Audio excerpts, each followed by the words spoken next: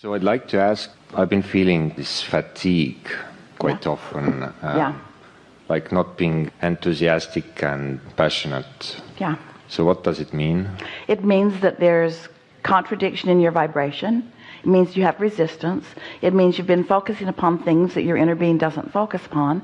And it means you've been pinching yourself off from your resources. Because this receptive mode, another really good name for it is replenishing mode. So it means you've been practical. Yeah. It means you've been sort of human and observant. It means you've been really doing a good job on step one. But you can give that up for a while because you've got enough in your vortex to keep you busy for 20 or 30 lifetimes. Okay. So how to better understand it when I'm feeling it again, like I don't feel like doing anything or just sleeping and see, that's the thing that's interesting. When the momentum of resistance is strong, maybe you've been worrying about things, maybe you've been pushing against things. Oh yeah. And those things are active within you. So even though your inner being is calling you, you are not able to go because of your vibration. So it really is like this. So here's your vortex and your inner being calling you toward it, because that's where everything that you want is. You put it there. And your inner being is standing there with it, calling you toward it. And when you don't go, when your thoughts are calling you literally away from it, have you ever experienced a literal tug of war where there are 5 of you on one end of a big rope and 5 of you on the other end of a big rope? If you are equally matched, it is exhausting. It's exhausting. You just can't keep that up. Pretty soon you want a nap. And so that's sort of what's going on. And so the good news is you wouldn't be exhausted if your inner being weren't calling you. Because if your inner being weren't calling you, there'd be no struggle. So it's about letting go of the struggle. It's about letting go of what's bothering you, which isn't an easy thing to do. That's the reason that we were talking about meditation. Because meditation will help you let go of the struggle. In fact, quiet in your mind. We've been telling our friends this for quite a long time. We teach meditation because it's easier to teach you to have no thought than to have pure positive thought. Because you can't change a negative thought to a positive thought all at once. But you can quiet your mind if you care about it. What's bothering you? Many things, like hundreds of things. Yeah. So we have some questions for you. Yeah. Have you been listening to us for a while, or is... Yeah, a few years. Do you accept that when you're bothered by something, that you're automatically asking for something for an improvement? Yeah. And do you believe that you've been asking, and do you believe that the asking is strong? Do you believe that your inner being really knows what you want and is on it and is calling you? So we want to ask you, all of you really, because you're not so different from almost everyone. Esther was watching television the other day. She was watching politics. And and then she felt like she was going to die. She felt lifeless in her body. And she actually thought that she might want to die. And then she began to laugh, and she was all alone while she was having this experience. And she held out her hand as if it was a little cup full of poison, and she just kept touching.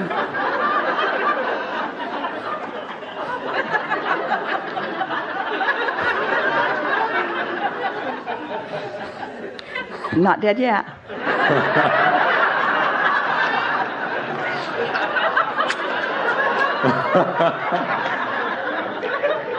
Because she knows that when she focuses upon things that she cannot do anything about and feels the injustice of them and feels empathy for those who are feeling the discomfort of them, that she has put herself in a powerless place.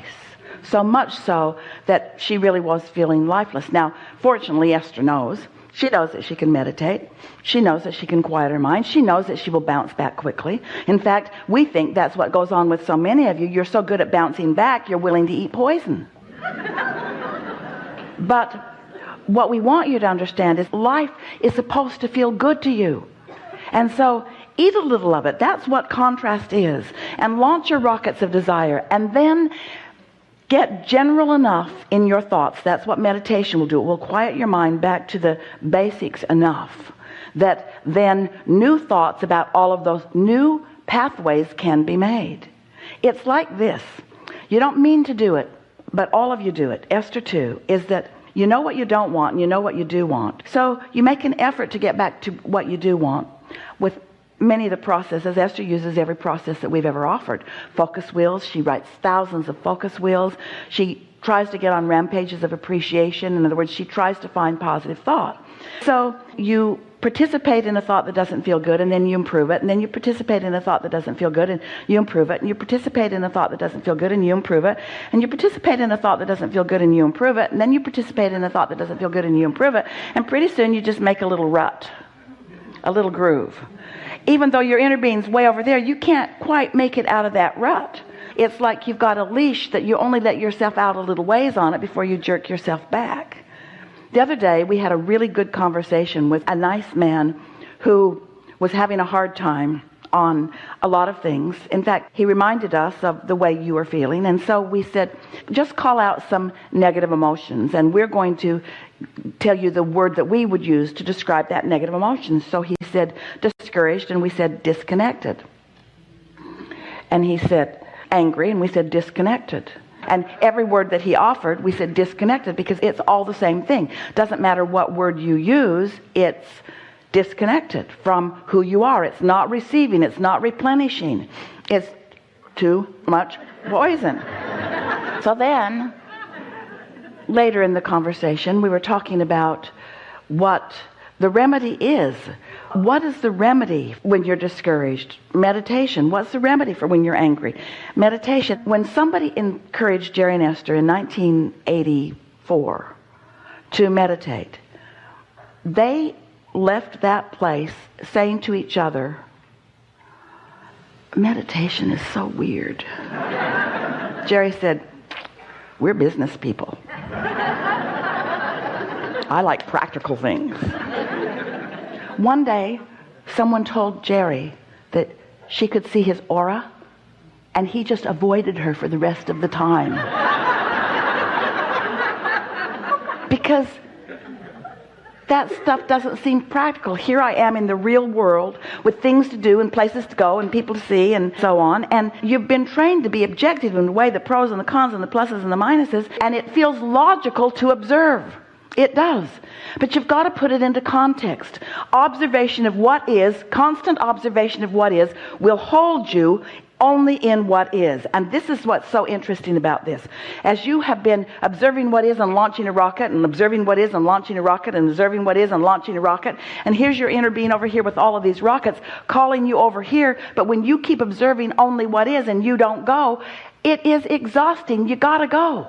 Which means you've got to find some way of letting go of what is. And you don't have to let go of what is all day long. Don't do that. Go where you need to go. Keep eating, feeding your children, go to work, earn money, all of that stuff. Don't take long naps. Do take long naps, but not long naps.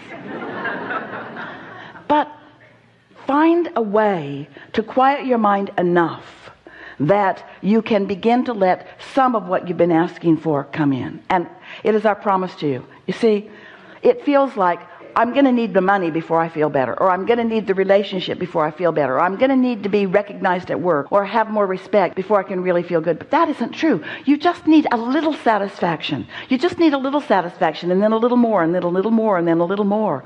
So if you would let your new intention be, I'm just going to get ready to get ready. I don't need the full manifestation. I just want to get a little more ready for it, and then a little more ready for it. It is our promise to you that the depression will lift, and the lethargy will lift, and the tiredness will lift way before the manifestation comes, because it's not the absence of the manifestation that's making you feel that way. It's the thought process that's keeping you from your true thought power. It's the not letting the thought energy flow through you. The thought energy, once you let it start flowing through you, will give you every manifestation in the world that you've ever asked for. But you're not ready for all of them right now, you see. Mm-hmm. Oh, it's so nice. But you have to accept a few things. You have to accept that you're vibrational. You do. You have to accept that the whole universe is. You have to accept that law of attraction abounds. You have to accept that your inner being is standing where everything you want is and is calling you toward it. You have to accept that things are working out for you. We're asking you to give up some prejudices that you've been using against yourself for a very long time. And we know some people just think that's just crazy talk. Don't look at what's around me and get off in some la-la land. Yeah, that's a good place off there, and focus. We understand how crazy it might seem to a very practical-minded person, but you ask us a question and we gave you an answer. You've got to hook back up to your power. And here's the thing. The power never went away. It never went away. It's always ready for you to be ready. You've just got to get yourself in the vicinity of it. First time Esther sat to meditate. She'd never meditated before. She counted her breathing. And she felt detachment right away. And she liked it so much, she wanted to keep doing it. Well, they set a timer for 15 minutes, and right away she felt that. And she said, let's do it again. So they set the timer for 15 more minutes. And Jerry's saying, oh, here we go. Because Esther does tend to be all or nothing, as you may have noticed. We know that you accept the vibrational basis of the universe. But the piece that most don't understand is the power that your inner being has. The importance that your inner being has in the way you feel. Your inner being is not calling you to anything that life hasn't caused you to ask for. So it's not like you're a puppet on a string. If we were translating for your inner being precisely, your inner being would be saying, all through your life, you've been sorting and sifting, and you've been making requests, and we know every single one of them. And they're all lined up here, and many of them have dovetailed together. And they have gathered such a current, a force of nature, a vibrational frequency, that you're not ready for it yet. It's too big. It started before you were even born. You've added to it every day since. And you've got to find some way of acclimating to this. Because you're just going to bounce off of it right now. You try to approach it. You're not ready. Any more than you could set your radio dial on 98.7 and listen to what's being broadcast on 101. The frequencies have to match up. So meditation will help you to sync your frequencies. And once your frequencies are synced, not very important things will bring you satisfaction. But if you're focused upon the satisfaction feeling, if satisfaction's what you're going for, not an instant remedy, but satisfaction, and then you do it tomorrow, and then the next day, it won't be more than a few days before, first of all, you're going to feel way better. And then significant ideas will begin.